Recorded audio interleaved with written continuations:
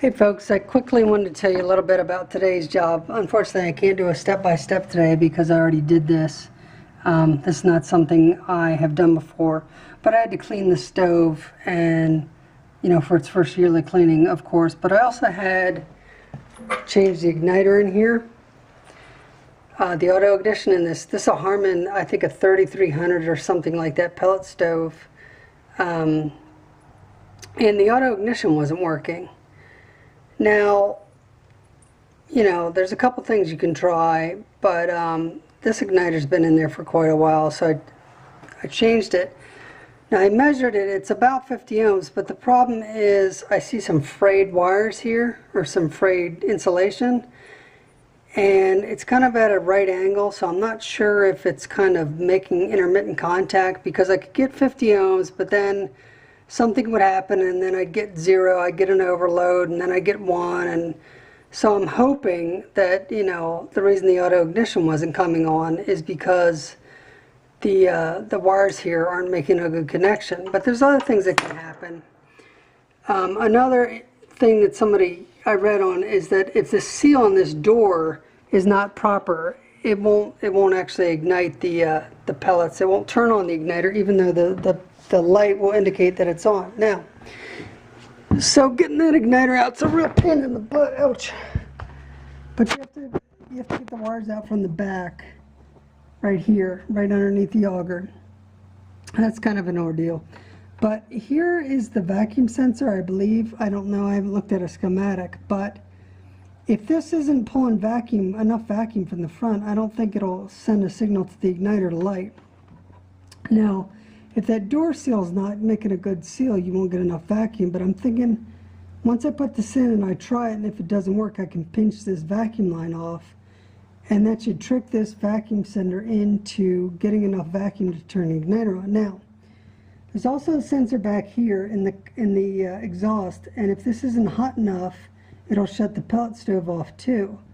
Now when you do this, you have to be absolutely careful of this wire, because these are just these little tiny wires, and a couple times I had my hand on there and I bent these over. Hopefully I didn't damage it, or I'll have to replace that sensor too. But I wanted to show you a little bit about it. So what you have to do, if I have enough battery here, is you have to unclip all these. You have to feed these wires in, all the way in, pull the igniter off,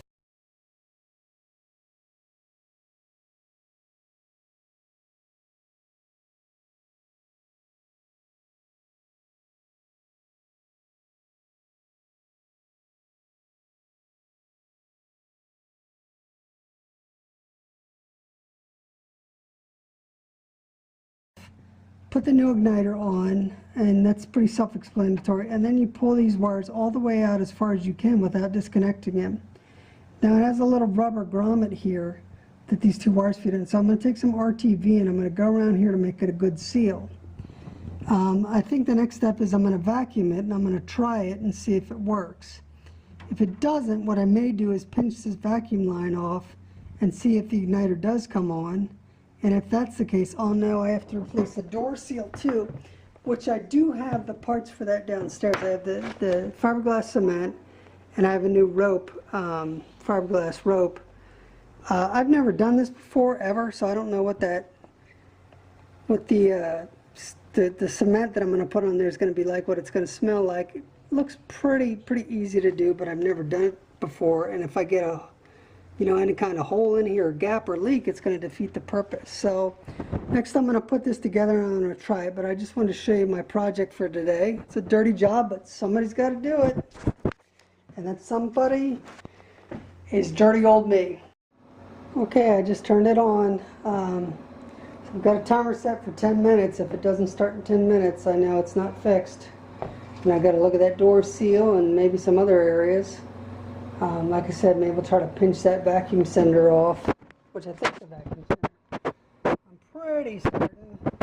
So I'll pinch this off. If this doesn't start next, then I'll try that. A little bit of troubleshooting. If that does it, I'll be sure it's the door seal. But we'll see. 10 minutes. Looks like it's working.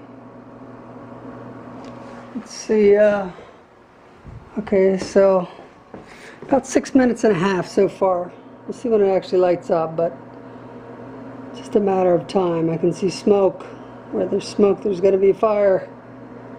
I have to clean this glass, obviously, and I will.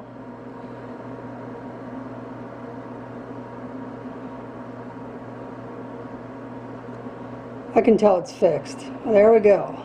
Full flame. And that is 7 minutes elapsed time. So, frickin' A, it's fixed. There you have it. Awesome! Awesome! It's done. So take it back here. Show you also what I did. I put some RTV.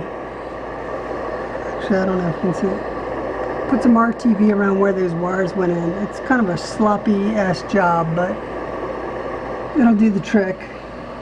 So cool. The pellet stove's fixed for the year. We can use it and it will auto shut off and on, and I'm very pleased. So again, this would measure 50 ohms, but it's got these frayed insulation and the wires are at a 90-degree angle. So I think it was making intermittent contact. And the new igniter that I got from Amazon is a little better. It's got like some sort of Teflon piece on here to keep that from happening. So yeah, there you have it. Thanks for watching. Between you and me, I'm glad it's fixed.